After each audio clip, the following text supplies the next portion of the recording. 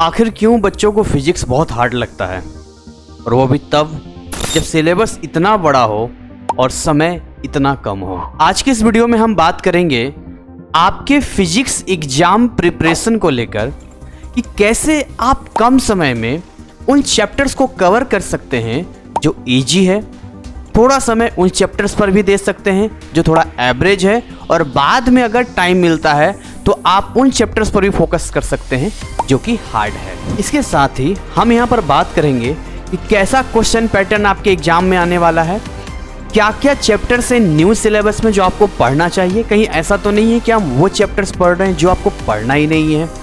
इसके अलावा क्या टाइम ड्यूरेशन रहेगा एग्जाम के टाइम, एंड स्टडी टिप्स ऐसे कौन से हमें फॉलो करना चाहिए जिससे कि हम सही स्ट्रैटेजी बनाकर अपने एग्जाम को ना केवल पास कर सके बल्कि 80 एंड एबव % ला सके। तो चलिए स्टार्ट करते हैं आज की सेशन को। मैं आपका सूरज सर स्वागत करता हूं GCC NIS क्लासेस में।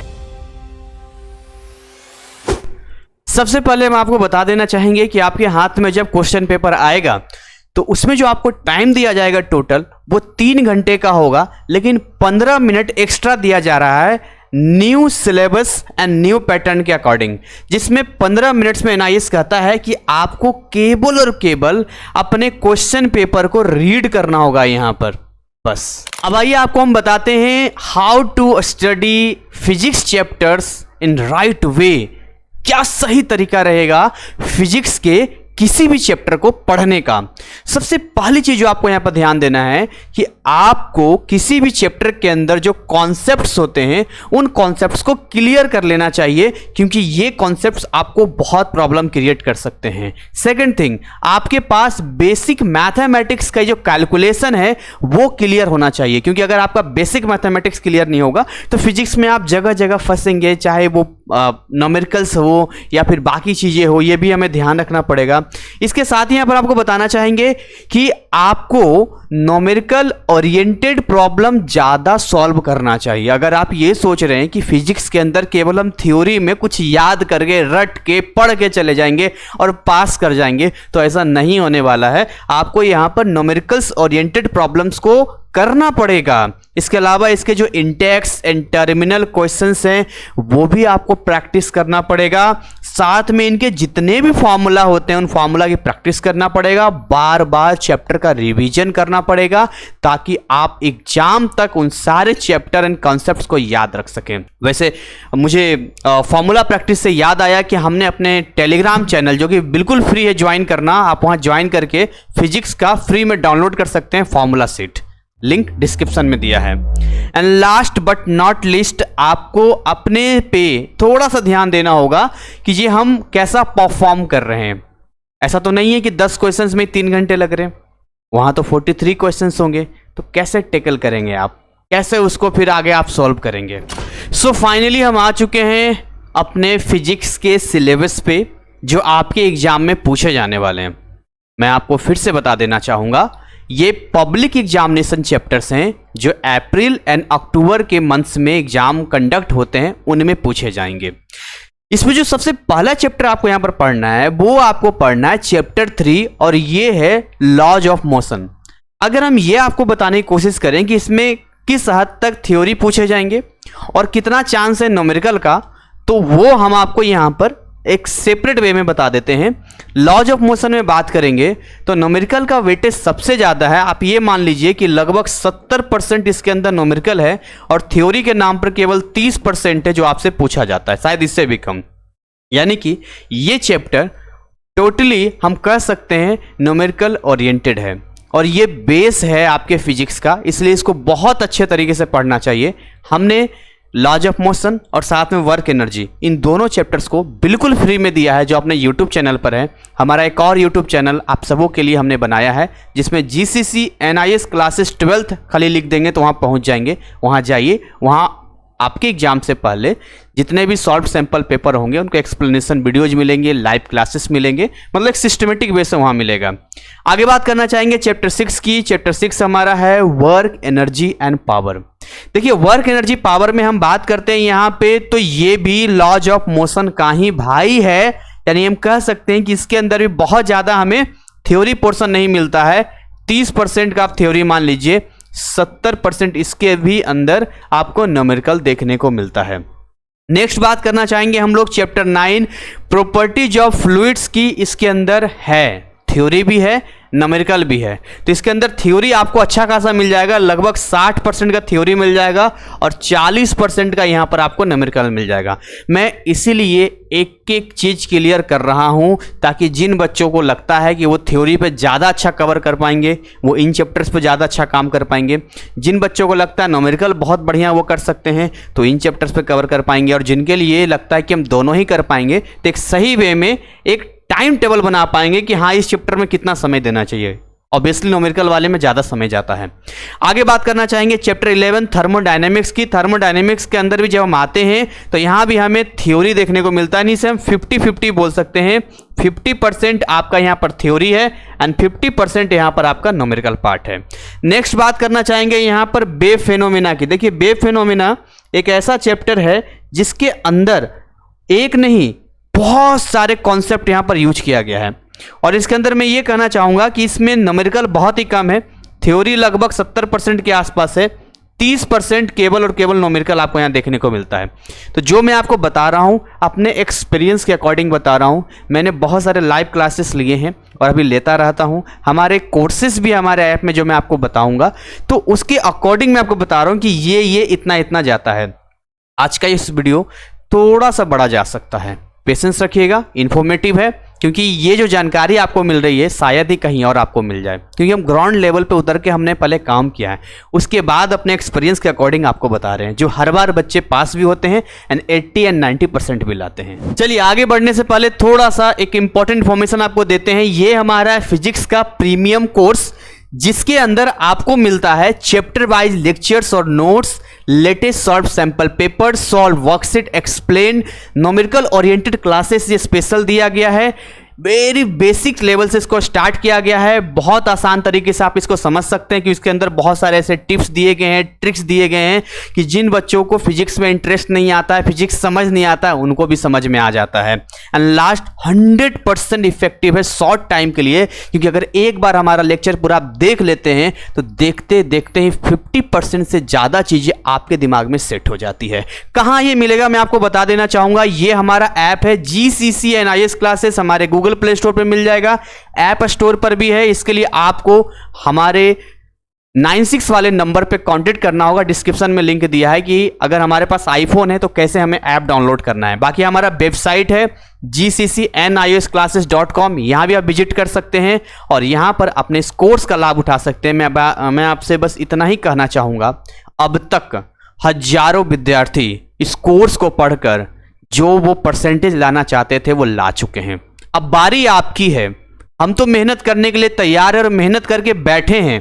क्या आप तैयार हैं इस हार्ड वर्क में शामिल होने के लिए और अपने एग्जाम को क्रैक करने के साथ साथ 80 एंड 90% लाने के लिए?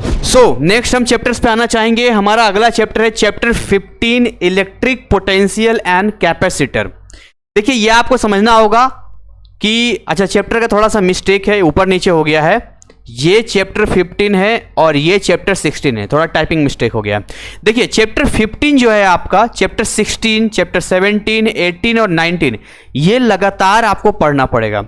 ये वो मॉड्यूल है जिसके अंदर एक बार जब आप एंटर करते हैं तो एक सिस्टमेटिक तरीके से पढ़ना होता है। मैं आपको लास्ट में वीडियो के एंड में बताऊंगा कौन सा चैप्टर पहले पढ़ना चाहिए, कौन सा चैप्टर बाद में पढ़ना चाहिए। इसके लिए थोड़ा सा इंतजार करना होगा, क्योंकि फिजिक्स है, ये 1 घंटा भी अगर मैं इसमें पढ़ाऊं तो भी कम है, लेकिन मेरा कोशिश होगा कि मैं आधे घंटे में पूरा कवर कर दूं। तो देखिए अगर हम बात करते हैं चैप्टर 15 की, electric charge and electric field, इस चैप्टर की अगर हम बात करें तो इस चैप्टर के अंदर आप जब आएंगे तो न्यूमेरिकल ज़्यादा मिलेगा, थ्योरी बहुत कम मिलेगा। फिर भी हम मान के चलते हैं यहाँ पे कि 30% आपका थ्योरी है और 70% यहाँ पर आपका न्यूमेरिकल पोर्शन है। उसी तरीके से अगर हम ऊपर आना चाहेंगे इलेक्ट्रिक पोटेंशियल एंड कैपेसिटर्स पे, ये भी वैसे ही सिस्टम है। 30% के आसपास थ्योरी है, 70% के आसपास आपको यहाँ पर न्यूमेरिकल मिलता है। अगला चैप्टर चैप्टर 17 है इलेक्ट्रिक करंट है। इलेक्ट्रिक करंट के अंदर हम कह सकते हैं कि थोड़ा सा हल्का सा, बहुत ज़्यादा नहीं, हल्का सा थ्योरी पोर्शन बढ़ता है, बहुत ज़्यादा भी नहीं, ये भी पूरा उसी पर है। तो हम ये कह सकते हैं ये आपका है 40% थ्योरी एंड आपका 60% यहाँ पर न्यूमेरिकल ओरिएंटेड है। इसको मैं सर्कल कर देता हूं ताकि आपको ध्यान रहेगा।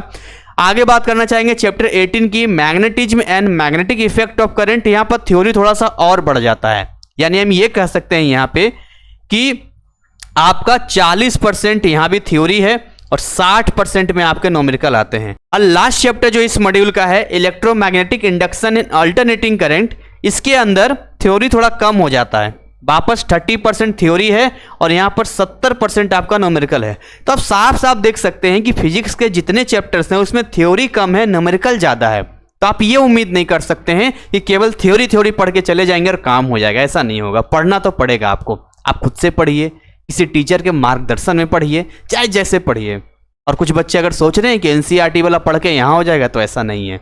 ये अलग सिलेबस है, वो अलग सिलेबस है। नेक्स्ट हमारा चैप्टर यहाँ पर स्टार्ट होता है, चैप्टर 21। देखिए, ये जो dispersing and scattering of light है, ये इजी चैप्टर है। इसके अंदर आपको थ्योरी ज़्यादा देखने को मिलता है, यानी 60% आपको थ्योरी मिलेगा, 40% में आपको यहाँ पर न्यूमेरिकल मिलेगा। इसीलिए ये इस चैप्टर को बच्चे बहुत ज़्यादा पसंद करते हैं, क्योंकि ये स्कोरिंग चैप्टर है।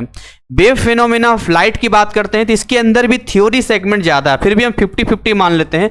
50% आपका थ्योरी है यहाँ पर और 50% यहाँ पर आपका न्यूमेरिकल है। आगे बात करना चाहेंगे स्ट्रक्चर ऑफ एटम। देखिए 24, 25, 26 एक 27 होगा, ये एक मॉड्यूल में आते हैं। और ये जितने मॉड्यूल वाले चैप्टर आपको दिख रहा है, इन मॉड्यूल वाले में आप ये कह सकते हैं कि थ्योरी भी है, न्यूमेरिकल भी है, ठीक है ना। तो मैं इन सारे चैप्टर्स में एक एक करके नहीं जाना चाहूँगा, बस मैं आपको इतना बता देना चाहूँगा कि ये टोटली 50-50 का खेल होता है, क्योंकि ये वो चैप्टर्स होते हैं जो केमिस्ट्री के अंदर भी आते हैं। तो अगर हम स्कोर के हिसाब से देखें तो हमारे लिए बहुत ही अच्छा चैप्टर है, जो एक साथ लगातार है और कम समय में बहुत अच्छा स्कोर कर देता है। सो यहाँ पर हमने कहा था 27 उसी मॉड्यूल का हिस्सा है। अब बारी है यहाँ पर आपका चैप्टर 28 का, 29 का। भाई साहब, ये बहुत ही खतरनाक चैप्टर है, बहुत खतरनाक चैप्टर। क्यों खतरनाक चैप्टर है? क्योंकि इसके अंदर इतने सारे कॉन्सेप्ट हैं और एक एक कड़ी पिछली कड़ी से ज्वाइंट है। अगर आपको पहले वाला समझ में नहीं आया तो बाद वाला तो कुछ समझ में ही नहीं आएगा। 10 नंबर का मतलब इसका वेटेज आता है 5 मार्क्स का। बट अगर हम इसका थ्योरी की बात करें, ऐसा नहीं इसके अंदर थ्योरी नहीं है, मिक्स हो रखा है।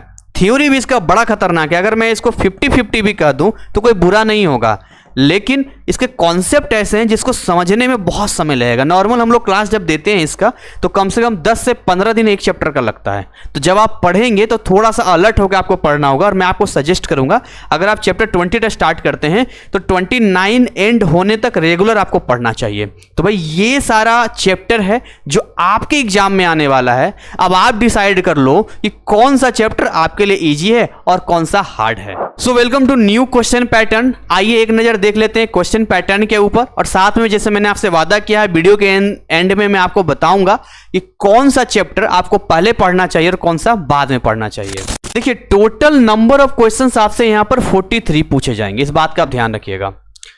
2 सेक्शन आपके पास होंगे, सेक्शन ए और सेक्शन बी। सेक्शन ए में क्वेश्चन नंबर 1 से लेकर 28 तक के क्वेश्चंस होंगे और सेक्शन बी में 29 से लेकर 43 क्वेश्चंस होंगे। जैसे कि मैंने पहले ही बताया है, क्वेश्चन पेपर एक इंग्लिश में होगा, ठीक है, और एक हिंदी में होगा। इसके अलावा ये जितने भी मीडियम आपको दिख रहे हैं इनमें से किसी एक में आप दे सकते हैं, बट आपको आंसर शीट में लिखना पड़ेगा। अब यहाँ देखिए, सेक्शन ए में जब हम आते हैं तो क्वेश्चन नंबर 1 से लेकर 16 है। और अगर हम बात करें ऐसे तो यहाँ पर 1 मार्क्स के MCQ क्वेश्चन आपसे पूछे जाएंगे। क्वेश्चन नंबर 17 से लेकर 28 तक हम आएंगे तो 2 पार्ट में आपसे क्वेश्चंस पूछे जाएंगे। क्वेश्चन एक ही होगा जिसके 2 पार्ट होंगे और वो 1 मार्क्स के होंगे। सेक्शन बी की हम लोग बात कर लेते हैं, 29 से 37, ये 2 मार्क्स वाले very short answer type questions हैं। 38 से 41 की बात करते हैं, 3 मार्क्स वाले शॉर्ट आंसर टाइप क्वेश्चंस की कैटेगरी में है। और 42 से 43 के जो 2 क्वेश्चंस होते हैं वो 5 मार्क्स के होते हैं और ये लॉन्ग आंसर टाइप क्वेश्चंस में आते हैं। सो फाइनली, जैसा कि मैंने आपको बोला था, मैं आपको बताने वाला हूं कि कौन सा चैप्टर पहले आपको स्टार्ट करना चाहिए। देखिए, अगर आप सही में स्टार्ट करना चाहते हैं फिजिक्स, तो सबसे पहले आप बेसिक फिजिक्स पे काम करो। इस पे बेसिक फिजिक्स पे, बेसिक फिजिक्स का वीडियो लेक्चर बिल्कुल फ्री ऑफ कॉस्ट है, मेरे यूट्यूब चैनल पर है, प्लेलिस्ट में चेक कीजिए, वहां पर आपको मिल जाएगा। 2-3 पार्ट जो भी होगा उसको देख के कंप्लीट कर लेना। तो यहां से आपका ये डन हो गया, ठीक है ना। उसके बाद आप स्टार्ट करना लॉज ऑफ मोशन, बहुत इंपॉर्टेंट है ये। और ये चैप्टर मैंने बिल्कुल फ्री में करवा रखा है, तो मैं आपको सजेस्ट करूंगा वहां से आपको पढ़ लेना चाहिए। फिर आपको पढ़ना चाहिए work energy power. Work energy power की बात करें, ये भी बिल्कुल फ्री में हमने दे रखा है और वहां से आपको पढ़ लेना चाहिए, ठीक है। नेक्स्ट अगर हम बात करते हैं तो अब आपको सीधा चैप्टर 3 और ये चैप्टर 6, यहां से आपको जंप करना चाहिए चैप्टर 15 से लेकर 19, ये आपको जंप कर लेना चाहिए। जब ये आप कंप्लीट कर लोगे देन इसके बाद आप क्या पढ़ना, चैप्टर 14 कर लेना, वेव फेनोमेना वाला। क्यों? क्योंकि वेव फेनोमेना का चैप्टर 14 है जो चैप्टर 19 में भी पूछा जाता है एंड चैप्टर 21 में भी पूछा जाता है। तो ये चीज आपको थोड़ा ध्यान रखना होगा, 21 या 22 है ना, उसमें पूछा जाएगा यहाँ पे। तो ये बड़ा इंपॉर्टेंट चैप्टर है, ये VBI है, ये इसको जरूर पढ़ना सेपरेट तरीके से। उसके बाद जो बच गया बाकी के चैप्टर्स, चाहे थर्मोडायनेमिक्स हो, प्रॉपर्टीज ऑफ फ्लूइड्स हो, इस तरीके से पढ़ना। तो एक सही स्ट्रेटजी बनाइए, टाइम टेबल बनाइए, आगे बढ़िए। यकीन मानिए हमने ऐसे ऐसे विद्यार्थियों को देखा है जो 15 दिन, 20 दिन एवं 10 दिन की भी तैयारी में अच्छा मेहनत करके बहुत हद तक, तो हम ये नहीं कह सकते कि 80%, बट 60, 70, 75 ऐसे परसेंटेज लाते हुए हमने देखा है। आप भी ला सकते हैं। फिर भी अगर कोई डाउट आपका रह जाता है जो आपको समझ में नहीं आया है इस वीडियो में या कुछ ऐसी चीज़ें, तो हमने कुछ नंबर्स यहाँ दिए हैं जो अलग अलग डिपार्टमेंट का है। जैसे अगर करेक्शन है, एडमिशन है तो ये नंबर है, जनरल इंक्वायरी तो ये नंबर है, और अगर स्टडी से रिलेटेड कोई अगर आपके डाउट हैं तो आप इस नंबर पर हमें व्हाट्सअप कर सकते हैं। कॉलिंग पे शायद कोई रिप्लाई नहीं आ पाए क्योंकि बहुत ज़्यादा भीड़ है हमारे पास। हमारा office timing morning 10 to evening 6 से संडे क्लोज रहता है। तो मैं उम्मीद करूंगा कि आज के सेशन में जो फिजिक्स के सारी चीज़ें हमने आपको बताई है, वो सारी चीज़ें फॉलो करने के बाद आप फिजिक्स में सही टाइम टेबल बना पाएंगे, सही तरीके से पढ़ पाएंगे। फिजिक्स क्या है? मैथ का भाई है। तो आपके लिए इसलिए स्टार्टिंग में हमने कहा था कि बेसिक मैथ अच्छा कर लेना, फॉर्मूला प्रैक्टिस बढ़िया रखना, और फॉर्मूला सीट अभी डाउनलोड कर लो जाके हमारे टेलीग्राम चैनल में। और क्या चाहिए? टेंशन फ्री रहिए। कहते हैं ना, मन के हारे हार और मन के जीते जीत। एक जो डर होता है ना, ये जो भय होता है ना, ये इंसान को आगे कभी भी बढ़ने नहीं देता है। Laws of motion, work energy, properties of fluids, thermodynamics, wave phenomena, अगर आप किसी टीचर का पढ़ते हैं तो, या डिस्पर्सन स्कैटरिंग ऑफ लाइट, बड़े आसान चैप्टर हैं। लेकिन अगर आपके मन में डर है फिजिक्स को लेकर, तो ये आसान चैप्टर भी आपके सामने जब आएंगे तो आपको हार्ड लगेगा। तो सबसे पहले अपने ब्रेन पे काम करो, जो होगा सो देखा जाएगा। जान थोड़ी दे देंगे, कोई बात नहीं, हम अपना बेस्ट देंगे। लेकिन ये कहाँ तक सही है कि हम टेंशन लेकर डिप्रेशन में आके अपना जो अच्छा कर सकते थे वो भी खराब कर लें? ये सोचना आपको है, डिसीजन आपको लेना है। तो इसी के साथ आज यहीं पर हम बाइंड अप करना चाहेंगे। मिलेंगे एक नए कंटेंट, नए अपडेट के साथ में। अगले किस सब्जेक्ट पे आप इस तरह का एक वीडियो चाहते हैं हमें कमेंट सेक्शन में बता सकते हैं। फिजिक्स का ज़्यादा डिमांड था तो हमने फिजिक्स का बनाया जब हमने केमिस्ट्री का वीडियो लाए थे। अगर आपने केमिस्ट्री का नहीं देखा है तो आप केमिस्ट्री का देख सकते हैं। Thank you so much, wish you all the best. जय हिंद, जय भारत।